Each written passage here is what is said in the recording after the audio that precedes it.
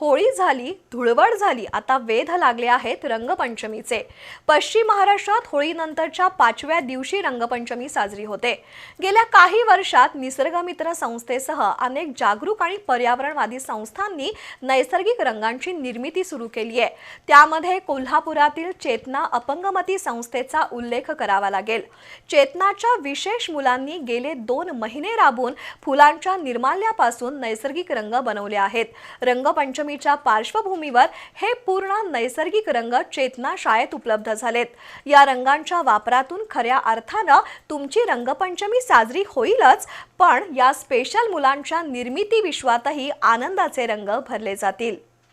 गणेश उत्सवाच्या आधी कागदाच्या लगद्यापासून गणेश मूर्ती बनवणारे या बौद्धिक असक्षम मुलांचे हात गेले 2 महिने नैसर्गिक रंग बनवण्याच्या कामात व्यस्त होते। ही आहेत चेतना अपंगमती शाळेची विशेष मुलं। रंगपंचमीच्या पार्श्वभूमीवर गेल्या 2 महिन्यांपासून चेतना शाळेत या मुलांची लगबग सुरू होती।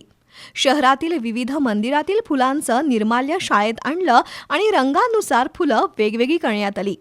मग या फुलांच्या पाकळ्या काढून त्या पूर्ण वाळवल्या, त्यांची चांगली भुकटी करून हे पूर्ण नैसर्गिक रंग बनवले आहेत।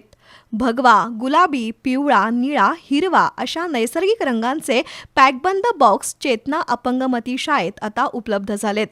रंगपंचमी खेळताना रासायनिक रंगांचा त्रास नको किंवा आरोग्याला बाधा नको यासाठी फुलांपासून बनवलेले हे नैसर्गिक रंग उत्तम आहेत। रंगपंचमीच्या निमित्तानं या मुलांनी तयार केलेले जर कलर आपल्या लहान मुलांना किंवा आबालवृद्धांना देखील खेळण्यासाठी दिले किंवा लावण्यासाठी दिले तर त्याच्या कोणत्याही प्रकारचा अपायकारक अशा कुठल्याही गोष्टी त्या कलरच्या माध्यमातून होणार नाहीत।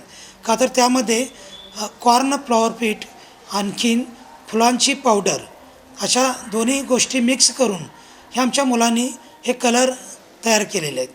4-5 कलरमध्ये वेगवेगळे कलर हे आता सध्या विक्रीसाठी उपलब्ध आहेत।